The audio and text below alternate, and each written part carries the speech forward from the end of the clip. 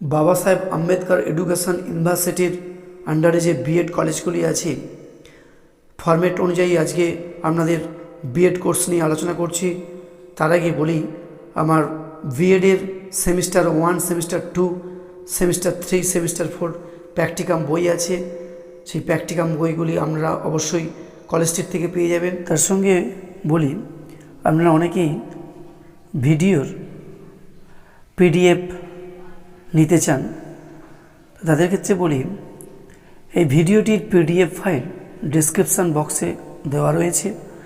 PDF ফাইলটির password ভিডিওর মধ্যে রয়েছে, আপনারা ভিডিওটি দেখুন। আজকের বাংলা বিষয়ের বিএডের শিক্ষণ নকশা নিয়ে আলোচনা করছি আপনাদের সামনে। বাঁদিকে ফরম্যাট অনুযায়ী দেওয়া আছে বিদ্যালয়ের নাম, শ্রেণী সপ্তম, বিভাগ হচ্ছে ক, সময়সীমা 40 মিনিট, তারিখ, শিক্ষক বা শিক্ষিকার নাম। এখানে ট্রেনিং শিক্ষক বা শিক্ষিকার নামে যে সমস্ত ছাত্রছাত্রীরা বিএড করছেন তাদের ট্রেনিং টিচার হিসেবে ধরা হয়। ডানে আছে বিষয় বাংলা, একক হচ্ছে গাধা শরদিন্দু বন্দ্যোপাধ্যায়, উপেক্ষক হচ্ছে চিহ্নিত উপেক্ষক। তারপরে হচ্ছে শিক্ষণের লক্ষ্য বা উদ্দেশ্য স্মরণ করা, টুনু কে ছিল সেটি বলতে পারবে। অনুধাবন করা না গদ্যাংশের সারাংশ লিখতে পারবে।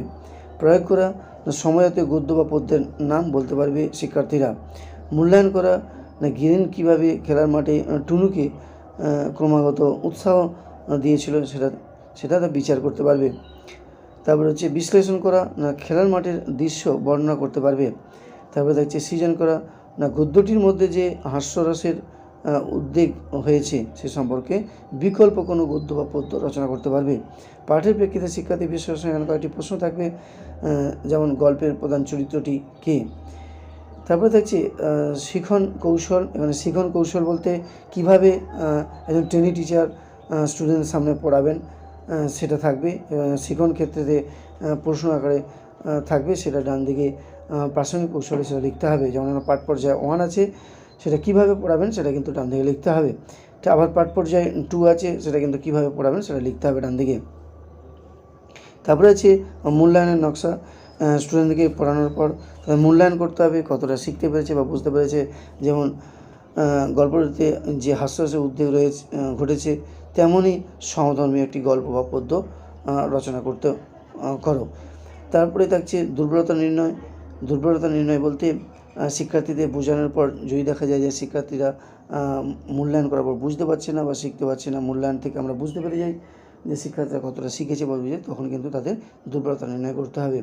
সবশেষে বলি, শিক্ষার্থীদের উদ্দেশ্যে বলি বিএডের, যে আপনাদের কলেজে যে শিক্ষক বা শিক্ষামশাই প্র্যাকটিকামটি করাবেন, অবশ্যই তেনার কথা মতো কাজটা করবেন। আমার প্র্যাকটিকামটা হয়তো আপনাদের সহযোগিতা বা সাহায্য আপনারা এখান থেকে পেয়ে যাবেন।